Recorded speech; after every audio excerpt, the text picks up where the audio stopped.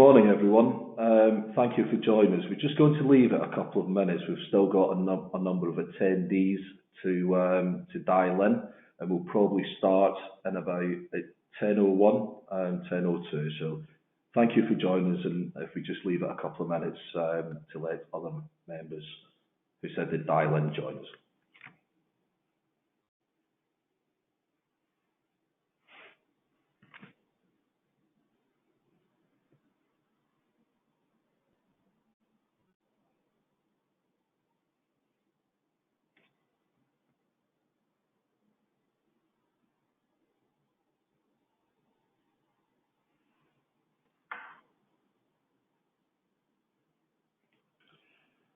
Great.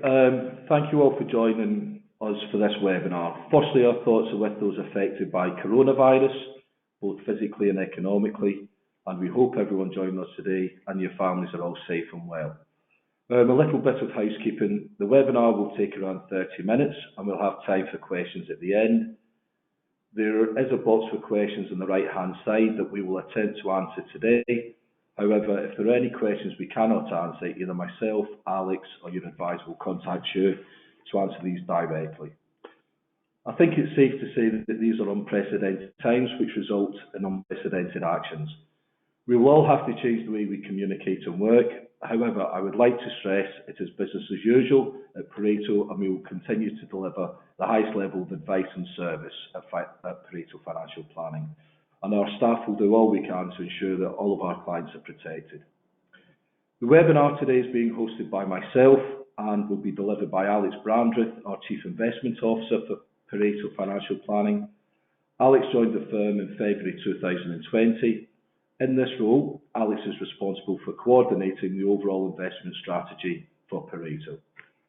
Over the years, Alex has appeared in Citywire's Top 100 Wealth Managers on multiple occasions, was included in the inaugural Citywire Selector UK 30, which showcased the most influential fund selectors in the UK market, and named the 2019 Private Asset Management Top 40 Under 40. Before joining Pareto Financial Planning, Alex worked at Brown Shipley for nearly 10 years, and for the last 4 years as Deputy Chief Investment Officer. He began his career as an investment analyst at Greystone Wealth Management in 2007.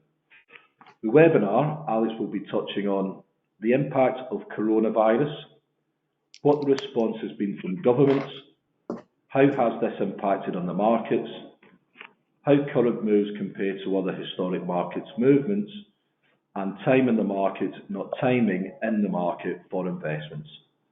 Again, thank you for your attendance, and Alex, over to you. Thanks a lot, Stuart. I'd just like to take this opportunity as well to echo what Stuart said at the beginning in terms of our thoughts are with you all at this time, and we're here to support as much as possible. That's why we're doing events like this today. This won't be the last that we do, and we're happy to help and support in any way we can during these times. So thank you again for dialing in. So I'm just going to click through the presentation. Stuart's already gone through the contents and in terms of what we're going to cover today. As I said, we will got some information on the virus itself, so we'll go through that. We'll go through the response from governments, how this has impacted markets. There's a lot of commentators at the moment that focus in on what's going on within the equity market. I think it's important to broaden that out and think about how individual companies are performing during this time, but equally how other asset classes are performing as well. So, for example, bonds, how are they performing? How are government bonds performing? How are commodities performing during this period? And equally, how are currencies performing? So we'll go through them as well. We will look at how the current market moves compare to historic market moves. We have been in bear markets before. We have seen them, so there is data on this, so we can look at how this current market correction compares to history. As Stuart said, our approach is to be long-term investors, and that's why we thoroughly believe that time in the market is the most important. It's very difficult to get timing correct, and we can often make bad decisions at the wrong time. So we'll just explain why that's the case. We'll also talk about the Pareto approach in more general. We've got some information from some of the providers that we work very closely with, so we'll provide that information to you as well. And as we said, we'll have some questions at the end. Thank you to those who've sent them through already. We will answer some questions, as many as possible. If we're inundated with questions, we may have to come back to you separately. And equally, if the questions are more specific to your personal circumstances, then it is always worth speaking to your advisor. So let's just go through the background of what's going on. So the coronavirus, or COVID-19, started in Wuhan in China in December 2019. Wuhan, for those that didn't know this, and I didn't know this until a few months ago, is the capital of the Hubei province, which is a landlocked province in the middle of China. The virus has now spread across Asia, and until about a month ago, has now arrived in Europe and obviously the US as well. On Saturday, 14th, just gone, the World Health Organization said that Europe is now the epicenter of the pandemic. And just to tell you the definition of a pandemic, it's a disease prevalent over a country or the world. So that's how high risk this is being seen by the World Health Organization. And clearly they've been very vocal over the last few weeks and months. Now, what is the impact of COVID-19 or the coronavirus? On the left-hand side, you can see the majority of infections that people have and the symptoms they have are very mild. It's a bit like the flu, a bit like cold. Cough is obviously the common thing that's coming through. However, there can be more severe and equally critical, and the number of deaths have come from this as well. So it can be more dangerous to the elderly and, as we'll see earlier, people with pre-existing health conditions. Now, there's not a lot of statistics out at the moment on this because it is still relatively new. And you can see here that we've been able to find this information, but it's from the 9th of March. So it's about a week or so old. So these statistics may have changed slightly over the course of the last week or so. But you can see there that a number of people have already recovered, that blue area. A number of people are still currently ill. And there have, as we mentioned, have been a number of deaths. So let's just look into where this contagion is relative to others, and also country by country. So you can see here in the left chart the percentage of people who catch fatal deaths from different viruses. So you can see bird flu right at the top there. There's a very high percentage of people that contract it, and then fatality comes. You can see where the expectation for the coronavirus is. Across the horizontal axis, you can see the average number of people which is infected by each sick person, measles and chickenpox being the highest, and they're estimating at the moment that 1.5 to 3.5 people will get sick from contacting one person. So let's just say 2 people. So one person who's sick will transmit that to 2 other people. So that's how it can spread so quickly, because some of the side effects aren't known until you actually feel it, and you can spread it while you're unwell. On the right-hand side, you can see the number of cases. Now, clearly, this originated from China, so there's been the most amount of cases that confirm there, and equally the most amount of deaths that have come from China as well. The UK is about halfway down at 278. As I mentioned, these are about a week or so old, so some more updated statistics for you, and it just equally highlights how quickly this can spread. The UK has gone from 278 cases there to up to nearly 2,000 now. And it's gone up 407 in the last 24 hours. So things are really starting to accelerate now. Equally, it's not just the number of confirmed cases that's increasing, it's the number of deaths that's increasing as well. A week or so ago, we had 3. Now the UK is up to 71. The average age of people in the UK is between 45 and 93, the oldest person that's passed away from it. So you can see it is definitely impacting the older generation. Now, this is statistics which may not be accurate, unfortunately, because there's a lot of people staying at home at the moment that aren't being tested that may be positive as well. So the reality is we don't really know how many people are infected, but clearly we know how many people have died from the disease. So hopefully that gives you some information about kind of where we are at the moment. As I've said, it's the elder population which are more at risk and need to be more careful at times like this.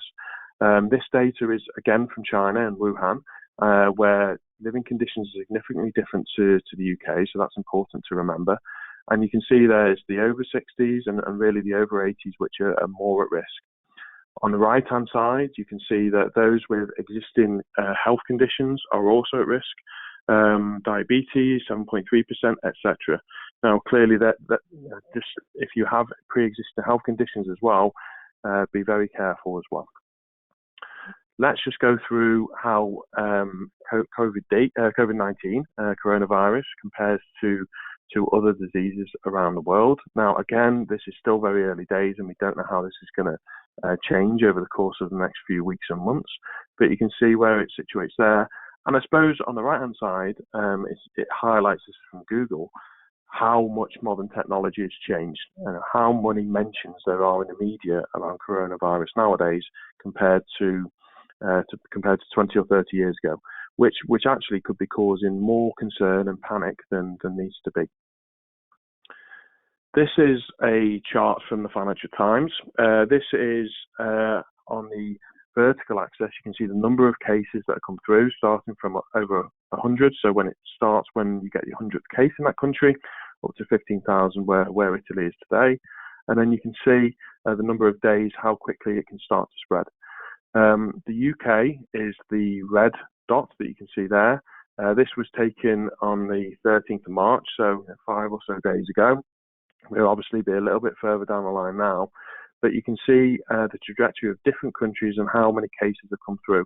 So you can see that the amount of cases is likely to increase by about 33%, it says there on the top right, over the course of the next few weeks.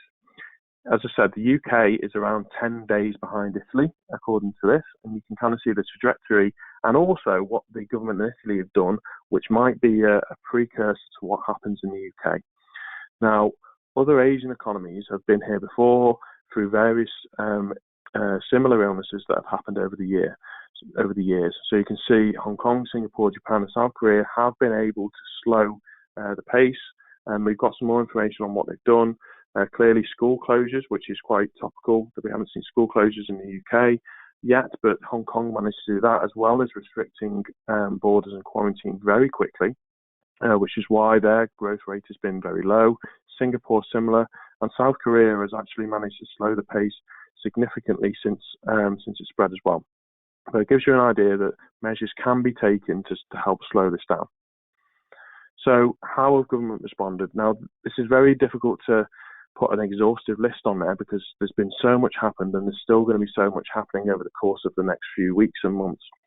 So the first thing I'd highlight is what happened in China. So the Chinese government imposed lockdowns on Wuhan and other cities in the Hubei province back in mid-January.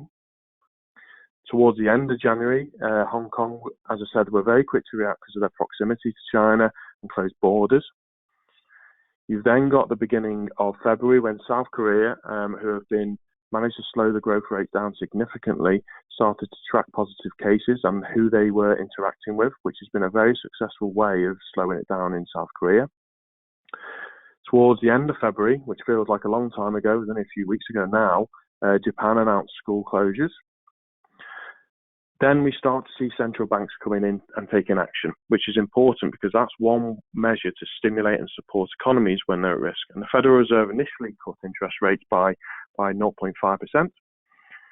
Italy then went, so it was the first country in Europe. They were the first country in Europe because they're one of the most affected areas. They announced restrictions over the whole country. As I said, remember that the UK is around 10 days behind Italy. So that would take us to Thursday, Friday, to potentially something maybe happening in the UK if the UK government were concerned. Then the UK started to see more action. First, we saw an interest rate cut of 0.5%, which took interest rates in the UK back to the lowest level of 0.25%. That's the level that was hit after Brexit and the UK referendum back in 2016. So we're at the lowest interest rates that we've ever been again. As well as that was the same day last Wednesday when the budget was announced and $5 billion in emergency response fund was announced to support the NHS. The US over the last week imposed travel restrictions from Europe. Originally that was just Europe, and that's now been extended to the UK. And then on Sunday, and in another surprise meeting, you saw the US Federal Reserve cut interest rates again and also restarted quantitative easing. So this is the lowest interest rates the US have now ever seen. They went down to similar levels back in the financial crisis. They're now back at these emergency levels. So monetary policy or interest rates are now back at all-time lows across the globe now. They also went one step further and restarted quantitative easing. You haven't seen that yet in the UK, but it's definitely possible that you could see that. Now, we're in a situation now where interest rates are now at all-time lows. So the central bank need to think of other ways to try and support and stimulate the economy if they need to. And quantitative easing is one thing that you might see within the UK and maybe Europe to try and stimulate the economy more. Just a reminder of what quantitative easing is. It's the purchases of bonds by the central bank. The idea behind it is you buy, the central bank buy bonds from banks. Banks then have extra capital on their balance sheet, which supports them, but also means they can allow extra lending and there's more capital flowing into the system. So that's why quantitative easing has been restarted by the US. It was first started during the financial crisis. More recently, Spain has gone into lockdown. Germany's closed its borders. The UK requested in its first special broadcast for social distances and staying away from bars and restaurants.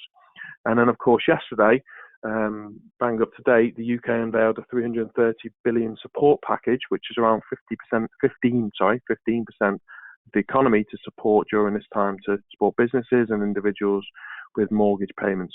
So you can see there's been significant action.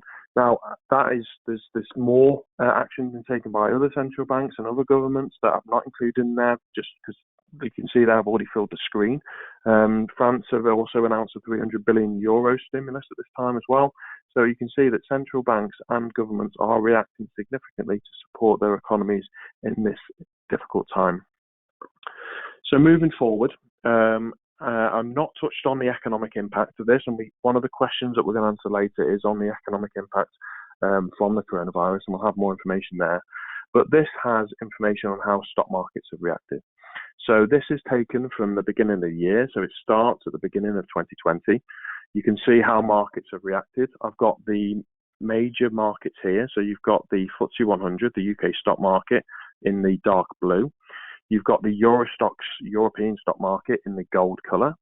You've got the S&P, the US stock market in red. The Nikkei, which is the Japanese stock market, in the light blue. And the Hang Seng, which is the Hong Kong stock market, in the green. Now, you can see there that stock markets across the globe have fallen significantly. The UK and Europe has fallen more so than other markets. You can see it's roughly down 32%. This was taken at Monday's close. Markets are clearly moving significantly at the moment. It's a very volatile period. The market this morning is again another nearly 5% lower, and the FTSE 100 is around 5,000. So things have progressed since this slide was put together. But you can see there that Europe and UK, because of what's happened, has fallen significantly. The Asian stock market, the Hang Seng, just remember that this was impacting the market in December, and that doesn't take into account this time period. So if we went slightly longer time period, you could see the Hang Seng actually weaker. So in summary, all stock markets are significantly weaker by the tune of around 30% or so. So I've left this is now how individual companies have performed over the same time period. So I've picked four constituents of the FTSE 100. So I've got National Grid in red, the energy provider. We've got Carnival, the cruise line operator, which is clearly going to be very significantly impacted by these developments. You've got Vodafone Group, as we all know, Vodafone, which is the light blue, and International Consolidated Airlines, not so easy to say, which is the parent company for British Airways, in the green colour. As you can see, certain sectors are being significantly impacted by this. Those that rely on consumer spending or travel, as you would imagine, have fallen significantly. And this is to Monday. Carnival share price was down another 15% yesterday, 1.5. So Carnival share price has been significantly impacted by this. But this has been all companies that have been falling during the coronavirus. National Grid is off roughly 10% over this time period. You can see up until the beginning of March, it was actually up 10% at the beginning of the year, and that's completely come off. So National Grid's off around 20% over the last few weeks. And that's an important thing to remember as well. It has happened in a very short piece of time. So the chart here on market shows how quickly they've reacted. It's really this period in mid-February that markets started to correct. So we've seen probably about 3 weeks of a stock market correction, and it's fallen in very quickly and very violently. However, and as I said earlier, that we concentrate too much on the stock market, it's also important to think about what other asset classes are doing during this period. I've just put a selective few on there to give you an idea of that. You've got the gold price, which is in this yellowy gold colour up here. You've got this brown line here, which is the dollar, and there you see that the dollar's appreciated in value. You've got the green line, which is government bonds, and then this light blue line is the oil price, which has fallen significantly. Now, safe haven assets tend to perform strongly in times like this. People run for safe havens. So they look to put money in government bonds. They look to put money in currencies that offer protection, like the US dollar, like the Japanese yen. Gold has performed relatively well, but has come off slightly more recently. That might be because more of it has done so well and it's held up, and people rotating away from that into other asset classes. I'm not sure. Oil is another development that we need to touch on as well, in that since the coronavirus started, you've also had tensions between Saudi Arabia and Russia escalating from here, and subsequently Saudi Arabia have increased the supply of oil on a daily basis, the number of barrels that are produced. Now that's got significant impacts because you have supply increasing at the same time when demand is falling. So the oil price has been significantly impacted, more so than anything else, during this time. Now that has implications on the FTSE 100 specifically, because BP and Shell are big constituents of the FTSE 100. And if the oil price is lower, then that means they're going to be less profitable in future months. So that is why the oil price for UK investors is very important as well. Now, as I said right at the beginning, this is not the first bear market that we've seen. This is now the 13th bear market. This is the FTSE all share on this graph. This is something that's been produced by Vanguard. A bear market is when stock markets fall by more than 20%. As I said, at 30%, you can see that the FTSE 100 is now technically in a bear market, as are most global markets. And you can see the black periods when we've actually been in bear markets in the past, and how often they tend to last as well in terms of time of a bear market. The short has been 0.1 of a year and Black Monday, and the market fell 34% in a very short period of time. Now, if we've been hitting historic time periods and lows within markets that have been very similar to with Black Monday more recently, and some of the biggest falls in the FTSE are hitting back to 1987. You can see on here as well that the average fall. So the average fall, if you count all of these bear markets together, is 34%. So with the FTSE 100 over 30% lower than it was started out in mid-February, you can see that we're already at the average bear market loss for stock markets for the FTSE 100. So we're already there. So we're at the average point. The question is, does things get worse, or are they going to get better from here? Well, bear markets tend to be very short and sharp. You can see here that the average bear period is around 1.3 years on the right-hand side, and 16 years in total. This is likely, in my opinion, to be a very short, sharp correction, which is going to hit global growth, economic growth, and stock markets very quickly, like it has. It's unlikely to last for a multiple year horizon and have a similar bear market here like you had in the great financial crisis at this stage, because of the nature of the way that this bear market has been driven. Now, quite interestingly, this financial boom here towards the end, this bull market was one of the longest bull markets in history. So that's the one that we've just gone through, from the bottom of the financial crisis in 2009 to where we were at the end of this year. It's been one of the longest periods of bull market, but you can also see that it's actually been one of the weakest recoveries in history as well. Now, you've got this period since in the 1980s when stock markets went up 1,000%, and equally over here, you've got periods where stock markets have gone up 300%. So at 200%, or just under 200%, this has been one of the weakest recoveries that we've seen. So that gives you some indication that stock markets weren't significantly overpriced going into this event. They weren't. Some of the bear markets in the past have been when financial bubbles have come, which is of course the financial crisis, and that bubble bursts and stocks are significantly overvalued. That wasn't the case this time. So markets weren't overvalued, but they've also fallen significantly rightly so, because of what's going on in the economy at the moment. Now, it is very difficult to time stock markets. If we could all do it, we would be sat on a beach drinking cocktails because we're brilliant at what we do. And there's very few people that can time stock markets correctly. I certainly can't, and that, I'm 20 years experienced. So what this chart shows you is the importance of remaining invested and investing for the long term. And that's what we do here at Pareto. That's what we're looking to do with wealth. We're investing not just for the next few months, but we're looking for the next 5 to 15 years in the future, or whatever matches your objectives. So this here is a 15-year chart of what the returns could be when investing in the FTSE All-Share. This is produced from Fidelity. And this shows that if you stay fully invested over the last 15 years, and remember that takes into account the financial crisis as well now, that your average annualized return is around 7%, just over 7%. That's because you're getting dividends, you're reinvesting dividends, and you're compounding your wealth over time when you remain invested. However, if you missed the best 10 days out of that, and you look at what your wealth will be worth, you can see that the annualized return runs from over 7% to exactly 3%. So a 4% difference in your return expectations on an annualized basis significantly. What happens if you take the best 20 days out? Well, you're just about breaking even. If you take the best 30 days out, you're actually going to make a loss. And equally, if you miss the best 40 days, you're going to make an even bigger loss. At the moment, with markets as volatile as they are, you could easily see some of the best days coming because we've also had some of the worst days. Now, if we were to put this chart the other way and say what would happen if you missed the worst 10 days, you'd obviously be delivering significant returns of maybe 10% or so annualized. That being said, it's also very difficult to select when those worst 10 days are going to be, so it's very difficult to actually predict that. So you don't know when the best are going to be, you don't know when the worst are going to be. So remain invested for the long term is our view, and it's backed up by this information here.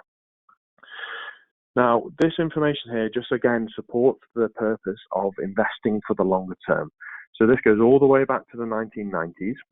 It goes back to the end of Margaret Thatcher's reign. You can see different prime ministers across the top then, and it brings it bang up to date at the end of 2019 in terms of investing for the longer term. You've got a variety of different markets. So on here, you've got the US equities, which is the top line in yellow, and it shows how much your value would be worth at the end of 2019 had you put £10,000 into these investments back at the beginning of 1990. And you can see what the annualized returns and what your total wealth would be at the end of 2019. So there you can see that US equities initial investment of £10,000 would now be worth over £200,000, which is an annualized return of around 10%. If you look below that, emerging markets have delivered a return of over 9%. Europe and UK equities, around 8%, and global equities about 8%. And the long run expectation of being invested in stock markets is that you deliver a return of 8% annualized return. Approximately half of that from dividends and reinvesting dividends, and 4% from capital growth. So you can see there that over the long term, markets have delivered. And that equally includes very volatile periods. It includes the tech bubble and burst here. It includes the great financial crisis. It includes the sovereign debt crisis in Europe as well. And what's interesting, they were very difficult periods to be invested. The FTSE 100 fell 40-45% during that time period. But if you look at those falls, on this chart, they look like bumps in the road. They look like very small moves, because when you look at markets over a longer time period and you think about the impact of dividends and reinvesting dividends, it can have a significant impact on your wealth. Now, it's not, as I said, it's not just equities that are on this chart. We have gilts, which have delivered a high return. Clearly, interest rates at the beginning of this period were significantly higher, and they've fallen to record lows, which has been very positive for the return that you've been able to deliver from gilts. And global bonds and cash is on there as well, and inflation. Now, inflation ran at around 3% on an annualized basis since this chart was put together. Bringing that back to what we do here at Pareto, we are looking for making investment decisions for the long term. Short-term market moves and things that are going on at the moment do make us feel incredibly uncomfortable as individuals and investors.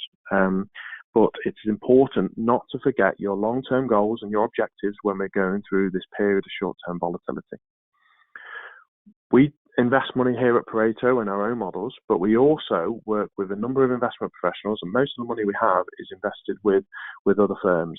Brown Shipley is where I worked before I joined Pareto, and they are a firm that Pareto invests with still. So they have a significant part of the assets. And we're speaking to those individuals on a regular basis at the moment to understand what they're doing and why during these times. The overwhelming feedback from these firms, and it's not just one firm, there's a number of firms that we invest with, are saying that they're using this opportunity and this volatility to take advantage of the current market conditions. In all matters financial, which is the Pareto slogan, it's important to stay calm and not make rash decisions, particularly during these volatile stock market conditions.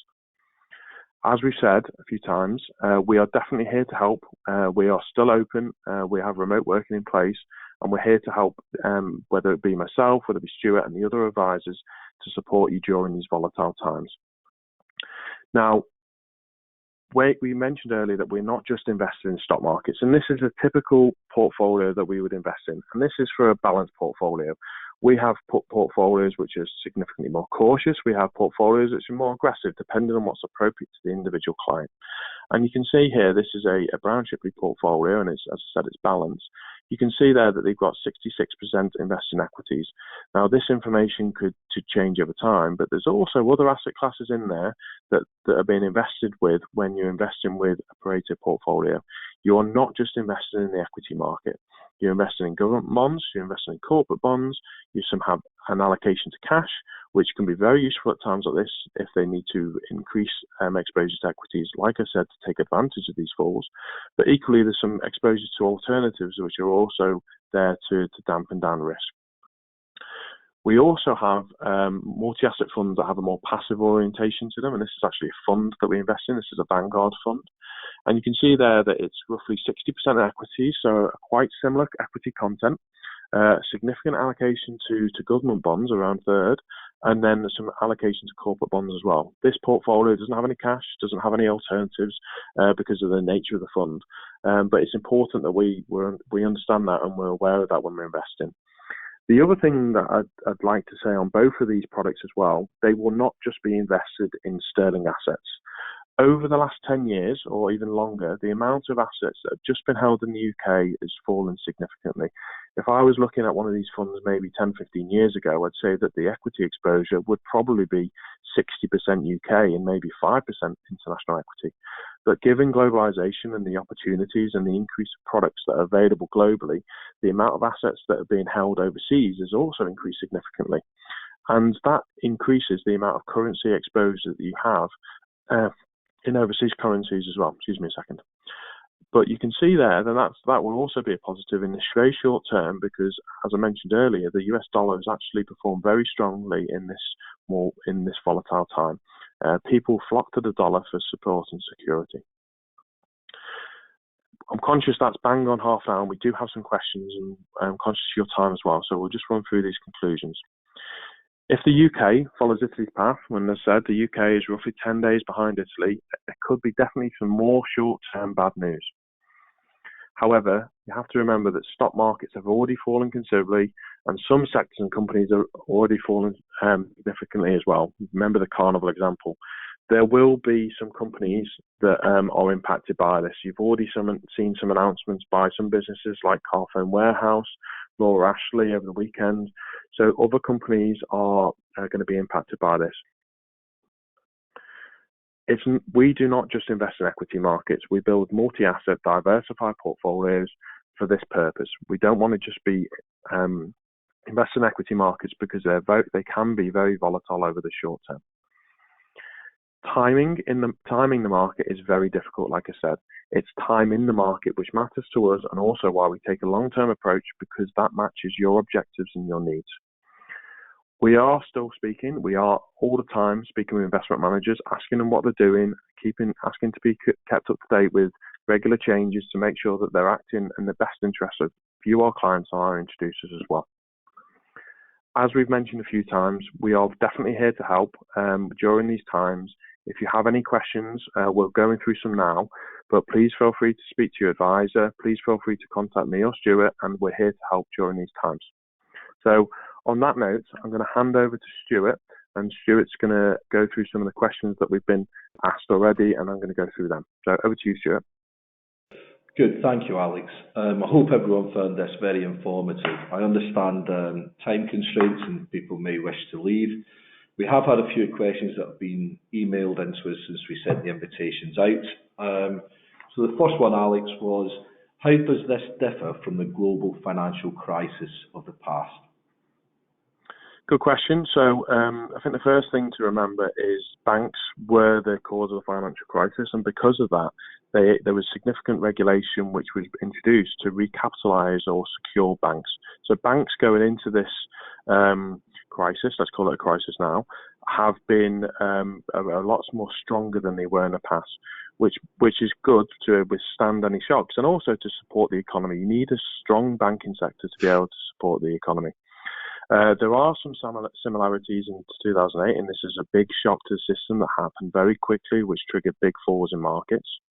I think, though, that the important thing to remember is that this bear market has been sharper and more sudden than back in 2008. 2008 markets fell by similar magnitude, but it was over a slightly longer time period. One difference, though, is the starting place for interest rates. Back in 2007, UK interest rates were about 5.5%, which meant the Bank of England had the flexibility and the ability to reduce interest rates and obviously also introduce quantitative easing to support the economy. However, the starting place this time around is significantly different. Where we're at today is interest rates are at 0.75, or they were at 0.75 as we came into the year, and they've already been reduced significantly to support the economy. So you could say that the Bank of England have used up all their bullets. As I said, they could restart quantitative easing, but what you could see different to the financial crisis is exactly what happened yesterday. That if we can't use traditional monetary policy and interest rates to support the economy, you might start to see more fiscal spending or a big announcement by the government to support. We were thinking about the questions that are going to come through, and we were thinking about talking about this yesterday. You need to see something from the government, and that's exactly what was delivered yesterday. It's been very quick, and the response has been quick by the government as well. Good, thank you, Alex. Second question, is this a good time to invest in the markets? As mentioned, timing is very difficult in financial markets, and things could get worse, as we said from here, before they get better with regard to the outbreak and potentially the impact to markets. However, markets have already fallen significantly already. It's also important to be aware of investor psychology at times like this as well, which is not something we've talked on, but people can make bad choices at the worst possible time during periods like this and panic out. It's important that we as individuals recognise that as a natural trait in the kind of the flight and flee scenario that we have inbuilt in us. Let me give you an example. So imagine if you were shopping online and you saw a brilliant flat screen TV, Stu, and it was trading 30% cheaper than it was a month or so ago. You'd think that was a great deal, and you'd probably go out and buy it if you needed a TV. But investors think about things in a slightly different way. If stock market falls 30%, they're more inclined to, their natural reaction is to think about selling as opposed to investing. So it's important that we recognise that and we think about that as well. And finally, is it a good time to invest? Investing is an individual person's thought process, and individual needs need to be taken into account, and people's own financial circumstances need to be taken into account when deciding that. So if you are thinking about that, it's really important that you speak to your financial advisor about it in detail, and they can make sure that they advise you on the best outcome, and also make sure that you invest in the right risk bucket as well. Good, thank you. And I'd like to stress that obviously all the advisors are here to assist for any conversations, be that over the telephone, Skype. We've got all the technology to be able to assist with that. Third question, is it likely that there will be further falls in the market? And for clients with existing monies that have seen these drops, should they be looking at withdrawing the money or just sit and hold tight? Okay, I mean that's sort of similar to the question that we said before, but the starting place is different. People are now invested, but they're now looking, should I sell today or not?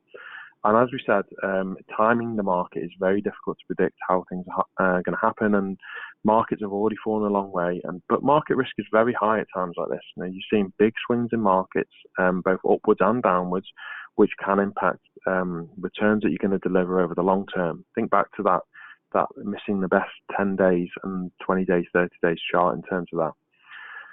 We're not just investing in equity markets, so I think it's important to stress that again. If we can give you any sense of important message today, it's that we are not just invested in equity markets. We're invested across different asset classes. We're investing in government bonds. We've got cash. We've got alternatives, and also, as mentioned, we've got significant exposure to different currencies as well. Again, if you are thinking about this, I'd stress that you need to speak to your advisor, and they can frame it for yourself from a personal perspective to make sure you've got enough access to capital that you need in the short term, because they're the important financial questions that you need to be asking yourself, as opposed to whether you should invest or disinvest from markets, in my opinion, at this time. Good, thank you. And the last question, in the event of a global recession, Alex, is there a feel or guidance for how long the economy may take to recover? At the moment, the economic impact, and I didn't have any slides in the presentation, because it's very difficult to forecast this. And equally, people like the IMF, who are normally, there's hundreds of people out there working on things like this as well, they equally haven't come out with any significant forecast yet as well. So it's very difficult to get some economic impact of what this is actually going to cause at the moment. I would say, though, more locally, this is going to cause a recession in the UK. The nature and fall of stock markets are actually a good guide into what's going to happen within the economy. And if stock markets have fallen to this degree, then it almost suggests that that we're going to go into recession. From a long-term perspective, actually, some of the best returns that you can deliver from being an investor is actually when you're in recession, though, because it's the view that you're coming out of recession and things are going to recover, which tends to be the best time to invest. On a global context, and that was a global question, not just in the UK, it's very difficult to say. In 2009, interestingly, we narrowly avoided a global recession. And that was because although we had recession in Europe and the US, developing nations like China, they put significant support in and infrastructure to be able to support the global economy during that time. So it was really the emerging nations that supported the more developed nations in the financial crisis to be able to keep going. Now, where we are today is slightly different. China's grown significantly over the course of the last 10 years or so. And the two main driving forces behind global economic growth is the biggest two nations in the world, the US and China. Now, we've talked about what could happen over the course of the next few weeks in the UK, but it's interesting to actually see what's happening in China at the moment. Remember that China was the first nation that this hit, and they are now starting to see some of the lockdowns starting to be eased and things starting to go back to some sort of normality. And that might be support for the global economy. You've got China emerging from this, or the effect of it starting to minimize, whereas the developing markets like the UK and Europe and the US are now about to be impacted by this. So that timing delay might support the global economy. But in all honesty, we've not seen anything like this or had this globally context for maybe 100 years or so. So it's very difficult to understand what the actual effects are going to be on the global economy. And clearly, things have progressed significantly over the course of the last 100 years in terms of the size of the global economy and the constituents and the makeup of that as well. Okay, great. Well, everyone, Alex, thank you for that. Just to finish off and summarise, as stated in the introduction, please be assured that at Pareto Financial Planning, we're doing everything that we possibly can to ensure that all of our clients and investments are being looked after. And again, at Pareto, it is business as usual. We have a staff of over 50 staff members, including 18 advisors. We've taken measures in place to ensure that we'll be able to deliver the advice and service that's expected of us. If you'd like to discuss anything, please feel free to speak to myself or your advisor. Again, I'd just like to reiterate, thank you again for your time this morning, and hope that you and all your families stay safe. That's the end of the presentation. Have a nice day, everyone, and speak soon.